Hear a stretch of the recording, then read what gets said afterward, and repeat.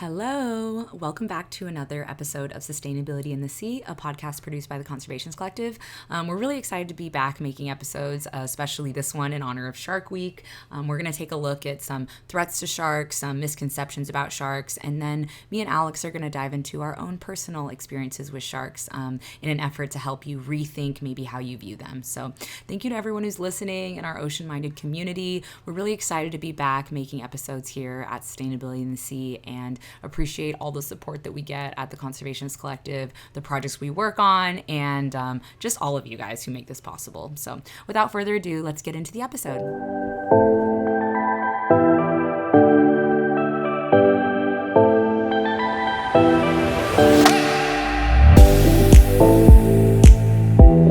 Hey everyone, it's Carissa. And Alex.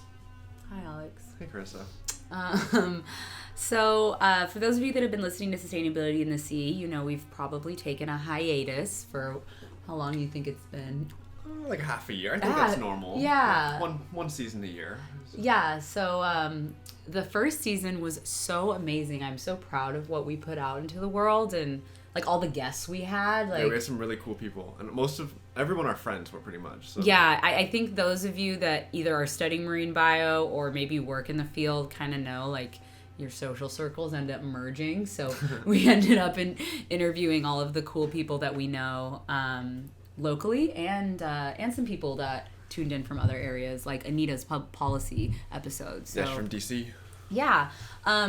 We ended up putting it out over the course of a few months, and I'm really happy if you guys think that was great and we really want to revisit this. We did some brainstorming together, and we realized something that prevented us from being consistent was having so many guests and having it be, so high production and serious. So yeah, we put a lot of effort into it, so. Yeah, I remember we were spending like 4 hours editing an episode or more, right? Yeah. Yeah. So we're going to change that. We're going to have a new format. Yeah, and we're still going to welcome guests, and we have so many people that we've had our eyes on for a while, but this new season of Sustainability in the Sea is going to give you like an inside look onto marine biology from our perspective, our work at the Conservationists Collective, our stories, lessons learned, more guests, of course, and covering topics related to kind of more modern marine conservation, I would say. Yeah. So we thought we'd kick it off since it's almost Shark Week. Oh, I used to love Shark Week. Dude, me too. I still kind of do in its own way. It was in the summer, and I remember it was like I had no plans. I had to be like watching everything. No, yeah, it was like every day at the TV. Yeah, and you couldn't rewatch things back then, so it was just like if you missed it, you missed it, right? Unless if you remember the episodes from last year, you'd be like, oh, I remember that one from last year. That happened to me all the time. No, it was epic.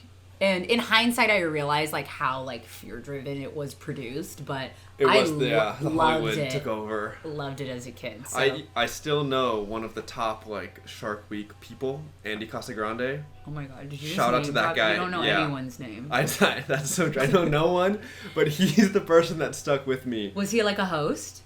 He's basically like a videographer or cinematographer, Oh, okay. and I think that's why I fell in love with him because I really wanted to do kind of similar work. And here we are. Yeah, produce things about sharks. So I guess here we are producing an episode about sharks. But if you're listening and you don't know much about sharks, you're going to learn some stuff about them in this episode. And we're also going to share all of our experiences with sharks that we've had. So if this is your first episode of Sustainability in the Sea, me and Alex are based on the island of Oahu in Hawaii. And we met in graduate school. Mm-hmm. 2 marine scientists. We were getting our masters in marine science, and yes, I mean, since then, I would say during our hiatus, should we give them a quick catch-up of what we were doing during those 8 months? Yeah, it was quite a bit. The Conservationists Collective, like, blew up, and all my ambitions for this podcast just ended up, like, not being able to come to fruition because it was spread so thin. Yeah, there's just too much to do, which is a good thing. Yeah, and I also made the mistake of going back to full-time work for like a few months, and I realized that juggling both was impossible, and it was a way better fit for me to help come lead the Conservationists Collective as CEO. So yeah, you're great at it, so good job. We're back to full swing. We've got a bigger team. Everything keeps growing every day, and you can follow us in all of our journeys and projects on TikTok and Instagram and on our website, all at the Conservationists Collective. So super proud of what we're doing over there, and proud of some of the projects we've been able to be a part of. So Okay, so Let's dive into some sharks. I know. So you watch Shark Week, right? I have memories of just them coming up to cages and trying to get in cages. Like I had this idea in my head that sharks were like breaking into cages. Yeah, and I think the music that they always put with the with this clips. And I think now we know from a production standpoint that music sets the tone of the vibe of whatever you're making. It definitely does. If you're putting scary music on it, it's like you're scared, right? So I think it's still going on. I think Shark Week's still going on. Yeah, definitely is. But a lot has changed since it. We actually don't watch it at all anymore, partly because we don't have cable. Yeah, we don't watch TV in general. Yeah, but also because I don't know. I've heard it's better. I've heard it's less fear-mongery. I've heard there's a lot more science, but I wouldn't know. So if you watch Shark Week, tell us, because... Yeah, I'm pretty interested. Yeah. But just, like, straight up don't have the time necessarily to spend a week watching Shark Week, so let us know. DM us. We love hearing from you guys, and I know there's a pretty dedicated amount of listeners here, so I'm excited to learn more about your shark experiences. Okay, I have cousins. For those of you that don't know, my family's Ecuadorian. I have 1 million cousins, and I'm obsessed with all of them, so shout out any of my cousins that are listening to this. And we were all truly obsessed with Jaws, like as a movie, which is funny in hindsight because I think we all became a little bit scared of sharks because of Jaws. But my family's a bit obsessive, and we just like learned every line of the movie and, Universal Studios and all the things. So did you watch Jaws growing up? I did. I wasn't as obsessed, but I enjoyed it. It was really fun. It was, yeah. But I realized that the movie's actually based off of a book, and the author of the book came out and said he actually regrets producing the movie because of all of the... Wasn't it a she? I could be wrong. I don't know. We're going to fact check this later. Yeah. Or someone else fact check it for us. The author, whoever... they are. Yeah, whoever they are. So... Yeah, they ended up saying they regretted producing the movie because it ended up creating a lot of fear around sharks unnecessarily. And, for those of you that don't know, there's, a lot of misconceptions about sharks. Yeah. And there's some crazy, staggering facts about the amount of sharks that are pulled out of the oceans each year from a bunch of different threats. And it wouldn't be fair to have a podcast episode about this if we didn't talk a little bit about that. So I remember being so shocked when I learned that humans kill over 100 million sharks per year. Yeah. I think that comes out to 14,000 an hour. Yeah. Really? That's the number? Let me do the math. Yeah, I remember. Okay, I believe you. I know. But that seems like a lot. Yeah, so 14,000 times 24 times 365. Yep. Wow. Yeah. So we do that for a lot of reasons globally, but I would say some of the leading ones are the shark meat and fin trade, and as bycatch for fishing. Which I just want to point out that the fin trade isn't specifically in China, isn't only in China. Which yes, yes. Obviously that's a huge market for it. That we want to bring attention to, but that's not the only place. Yeah, and I feel like it's marketed it's a status symbol in certain cultures. Shark fin soup is, but shark fin soup isn't responsible for the shark fin and meat trade. Actually, the EU is the biggest exporter of shark meat. So I think it's Spain and Italy. Italy is the biggest importer and Spain's the biggest exporter. So it's not even comparable, right? So it's not just that shark fins are going in soup. Shark meat is being eaten. Yeah, oftentimes marketed as something else too. Yeah, I know that in the UK it can fall under the name of flake.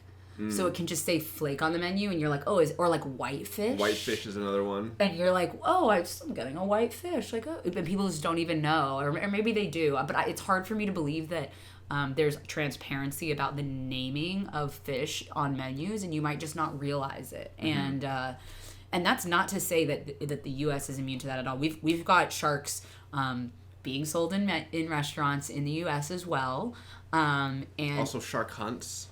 And shark hunts. I don't know if you saw the recent Florida fishing tournament that. Yeah, that was actually a fishing it was marketed as a fishing tournament, but was the target sharks? the target wasn't sharks, but apparently all the fishers knew that they were going to target sharks. Yeah, and so sharks are a type of fish, for Yeah. those listening that don't know that. Yeah. But yeah, they claimed it was under the name of public safety, but that's a tough argument in my opinion. Yeah, that sounds like a little bit of like BS. So, and then I know that happens in Australia too, right? It's like, Exactly. oh, we're going to put shark nets on the outer areas of popular beaches, like in Byron Bay, or like we're going to... It's... as society as a whole, globally, I think we don't respect sharks enough. And from an ecological perspective, that's insane to me because of... Yeah, they're a top predator. They, like... Do people know how important predators are for the ecosystem? Mostly no. Yeah, most don't. The one thing that was a huge eye-opener for me was learning about how sharks... First of all, shark attacks are... like few and far between. Yeah, extremely rare. Extremely rare. Like negligible. Negligible. But when sharks do hunt, they usually predate the sick and the weak.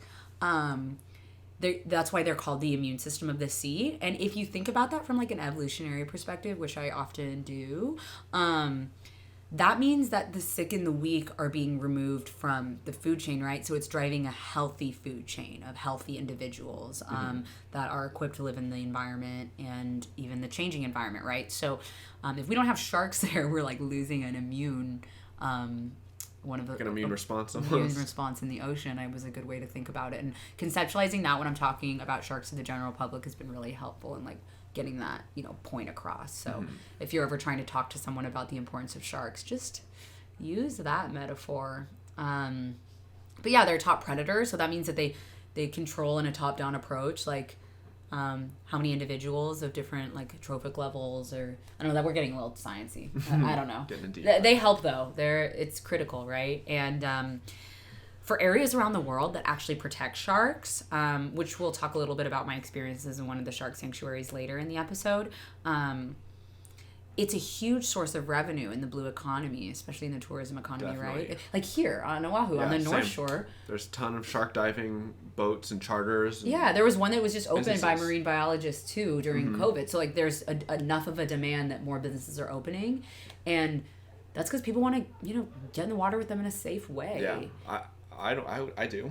I'm one of those people. I'm one of those people as well. And I have, friends, cousins, visitors that have come and tried to do that as well. And so, but the point is that's like, if we have more sharks in the ocean, then we have more people coming to visit a healthy ocean, right? This is what I always try to tell people who are a little economically driven when it comes to conservation, right? It's like, let's create jobs and create revenue for the coastal economies that rely on the ocean, and by regenerating the health of the ocean.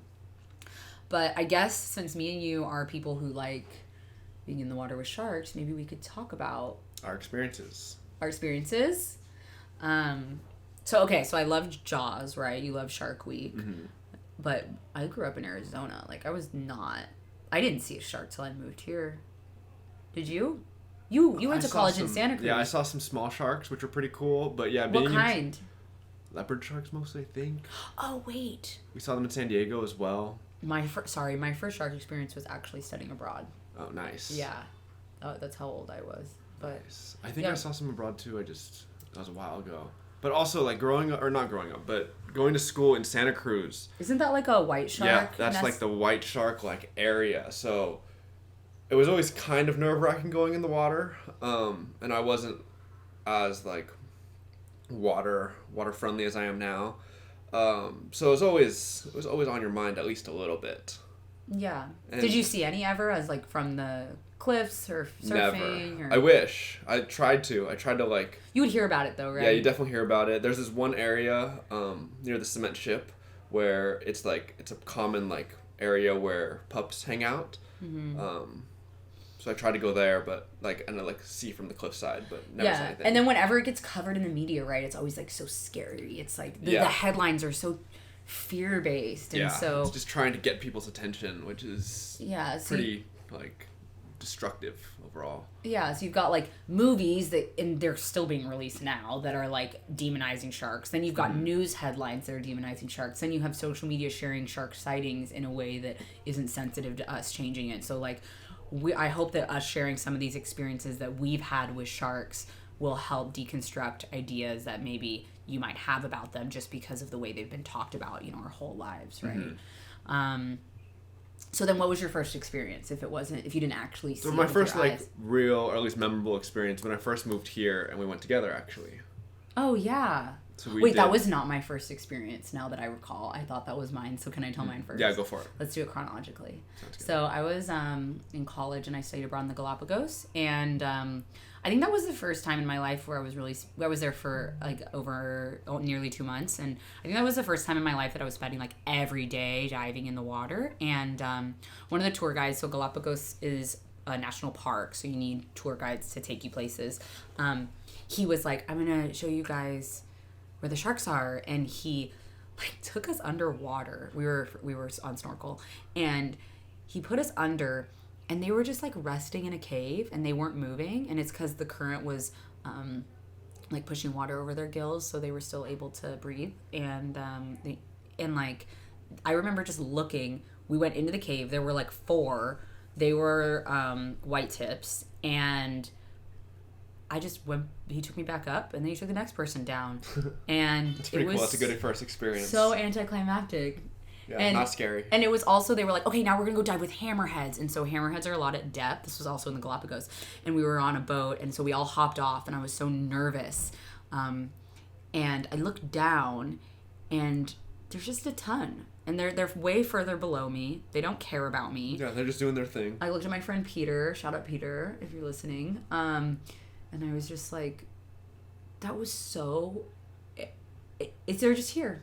Mm-hmm. And living their life. Was real. I oftentimes spend time underwater thinking, and I was just thinking that whole dive, like, I don't know, like what I thought about sharks was wrong, and I'm just here, and they're just here, and we're all just here, and. Yeah, it was crazy. So then, it's a good experience. Fast forward, moved here. So I spent here in Hawaii before Alex decided to come over. And we always wanted to do the shark dive. We'd heard about it, like, you know, from social media, from friends. They were like, you got to do it. It was our friend Abby's birthday, and we got a charter. And we weren't really like close friends with you anymore, but we needed someone else for the charter. I was just the extra person to make the price go down. We were like, we asked some other people. They said no. No, it wasn't. Okay. We cared about you. You were new. So we came, and that was, I mean, we took a boat out, right, to like an area that they're predictably there, and like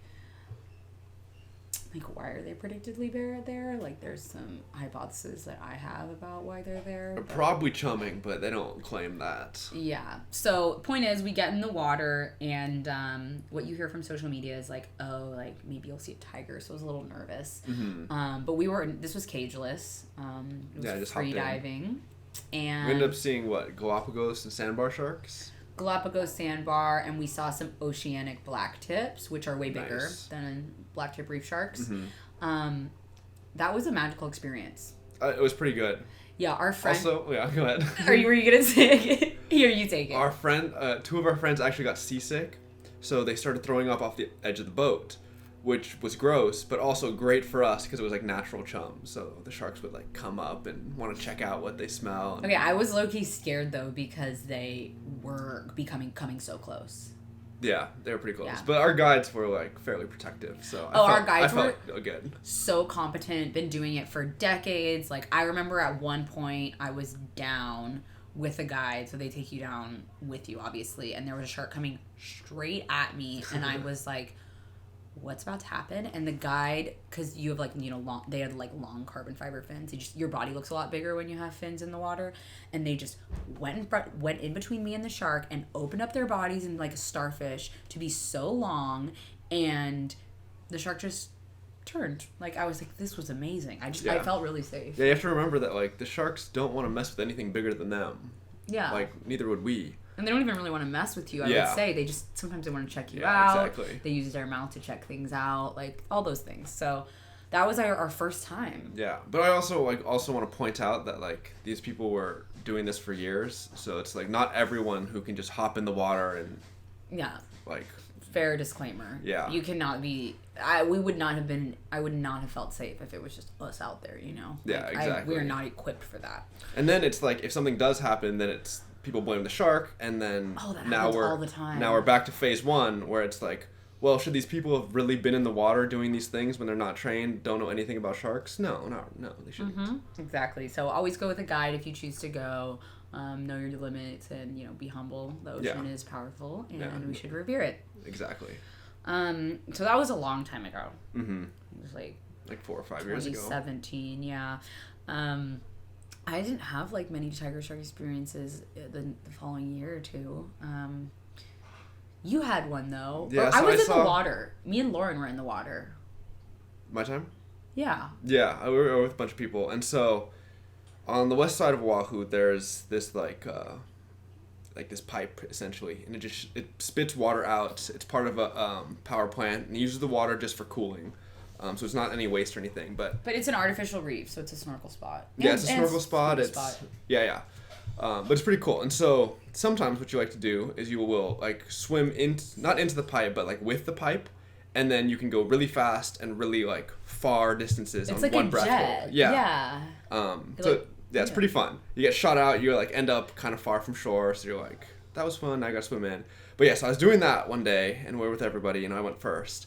And I was going, and I was Wait, you gotta say that we were all in like a line. Like Alex was like, I'm gonna go first, and then we were all like, okay, we'll go next. Yeah. So there was like 4 of us behind you. You just happened to do it first. Yeah. So I'm like, I do my thing, and I get shot out, and I'm like running out of breath, and I'm like, all right, start to come up towards the surface, and then like, I don't know, probably not that far below and in front of me, I see this like probably 8-foot tiger shark. It's below you though. Right? Yeah, it's below me, and yeah, it was pretty crazy though. So we like we both see each other, we lock eyes, and we're both like, oh shoot, what's that? Because I see a pretty big shark, and it sees this giant thing with like. You were in a wetsuit. I was in a wetsuit. I had my big fins on. I looked probably like 10 feet, so it was probably like, oh, what is that? And also you came out of nowhere because you were going so fast. Yeah, I was going fast, coming out of nowhere, and it was like I felt bad for the poor shark. We both like locked eyes, both freaked out. It immediately swam away. I like kicked to the surface, and I was like, whoa, that was a big shark. And then you looked back, and all of us were coming. Yeah, I was like, oh, I should warn them, and I was like, it's too late. There they come. I'll tell them about the story later. Yeah, I don't think you told us till we like got back to shore. We were like, what? Yeah, I didn't want to freak anyone out, but there's no reason to be freaked out, but still. Yeah, there's not. And then one summer we were working on a snorkel boat together actually, and there was like reports of a tiger shark, and so I didn't see it, but you saw I saw it. You saw it off the boat. Yeah. And that's a good experience. That's a good experience. It was a big boat too, so it was like totally safe. But I would also say that your experience at that snorkel spot was like a good experience. Oh, also definitely a good experience. Like yeah, totally. All right, what about your great experience? Like my favorite experience? Yeah. My favorite experience was probably like when I went to French Polynesia, which was last summer. I spent like a week or like 9 days there with my dad and his friends, and we were. God, it took me like a long time to convince my dad's friends to like go on this snorkel adventure. But French Polynesia is, and we were sailing around different islands, so like it's a shark sanctuary as a whole. So they decided to protect sharks a long time ago, and for that reason, like first of all, one of the healthiest ecosystems I've ever been in, ever, and it's tropical too. So that's saying a lot. Like coral reefs are, I've never seen healthier coral reefs. It's crazy. It was amazing. So anyone listening, you got to go there. But so we went out and they were like, we're swimming with sharks. My dad had never done anything like that. He was crazy. This was like to celebrate his retirement. So he hopped in and they, were harmless. It was black tip and white tip reef sharks. They were small. But there were like 40, 50. Like we spent like over an hour in the water. We were doing lots of different things. We could, they were in control of the dynamic, but they also didn't care about us. And I could tell that they were associated the boat with food because the tour guide like threw a snorkel in, and they went to go like almost tack the snorkel, and I was like, oh, okay, so there's food associated. But that was freaking amazing. And if you happen to follow me on TikTok, you know that I share that footage constantly because it was so magical. Yeah, such awesome footage. I don't blame you. It was clear too, like great visibility. So it was an amazing experience. And my dad's friends ended up learning a lot about sharks from me because I couldn't stop talking about it when we were swimming with them, and they got to, you know, revisit some of their misconceptions that they might have had about sharks, which I feel like made it a really productive, awesome thing. That was by far my favorite. But, you know, I really want to see a white shark. I'd be down to... Same. Yeah, like I really do. Want to be in a cage or no cage? I think I want to be in a cage. Interesting. Do you? Even with all these conversations about safety and... Yeah, that's a great point. Because like, why would you want to be in the cage? Is kind of my question. It's for me. It's for me and my own like misconceptions that are still inside of me in some ways. And you know, we have a friend who swam with a white shark uncaged, and she said it was amazing and peaceful. I think it would take away from the anxiety I would feel around it, would take away from the experience of truly enjoying it. Yeah, I don't know. What about you? I'd want to go cageless. It's less common, I think, if you're not like a dive professional. I think it's hard to find a shark diving company that will let you do that. I think you can in like South Africa or whatever. Or well, I've watched enough Shark Week with Andy Casagrande that I know what to do if I see a white shark. Yeah, but I hope I do it one day. It's definitely on the list. White sharks are incredible, right? So yeah, I'd love to hear from you guys. Like, do you have any crazy shark experiences? What about while surfing? Do. Oh yeah, okay. I was gonna say we have one quick story about seeing a shark while surfing. Well, neither of us saw it. This was like a few weeks ago. But so my brother was here visiting, and he was in California, but he's not really like a surfer much. But he does it every now and then. But he's like athletic and very physically capable. So we were like, let's go, and he was like, cool. Yeah, we took him out to like one of our favorite spots, and like people say this spot is sharky, but I think that's just everyone says that in the world, and it is my favorite thing. When everyone says that, I just am like, isn't the ocean sharky? Like, just I hope so. I hope it's sharky. Like, also, they're around. Like, I don't know if people like fool themselves when they're in the ocean. They're around. Yeah. Like, you may not see them, but they're there. You may not see them. They have a great way to understand their underwater ecosystem from afar. They hear us or sense us way before we would ever see them. We are physically pretty much incapable in water as humans. Like, they're calling a shot. So when I'm surfing, I'm like, they're around. I just don't want to. I'm not going to think about it. Yeah, it's not about that. Unless you see it. All right, so. Sorry, we're a little tangent. Yeah, we're surfing. It's the three of us, and like, I don't know. Someone just caught a wave. We all paddled out, and we're like just sitting together. And Chris and I are looking his direction, so he's looking at us. And then just all of a sudden, he shrieks in fear. His eyes light up. He screamed shark. He screamed shark, and was like. He almost fell off the surfboard. Yeah, his face was like, what do I do now? And we kind of didn't believe him. Wait, we just like looked at each other and we're like, huh. Yeah, it's like oh, that's kind of normal. Yeah, like, what are you talking about? And then Alex was like laughed, which was a bit invalidating. And then when I looked at Nick's face and I was like, okay, what am I going to do right now? Like, you know, there's an option, right? It's like, oh, well, what kind of shark? And Nick doesn't know how to assess the species of the shark. So I'm like, okay, how scared do we need to be? Like, probably not at all. And then I'm like, all right, I'm going to take him seriously. Like, why? You know, Alex was going to stay out. And I was going to let one little thing ruin my surf sesh. But. Yeah, and he's full-blown panicking. Yeah, full-blown panicking. He's like, get me to the shore right now. And so we're like, all right, we'll take you to shore. And we start paddling in. I'm small on my longboard that's really floaty, so I didn't feel that scared because like I just like would on my board. It's like I'm not really that much in the water, whereas Nick was like fully in the water. Yeah, Nick was pretty submerged. Yeah, and I kind of like took a detour route because I was like, oh, I think I might see a wave that I can probably catch in and make them in. So I was like, I'll catch you guys inside. See ya.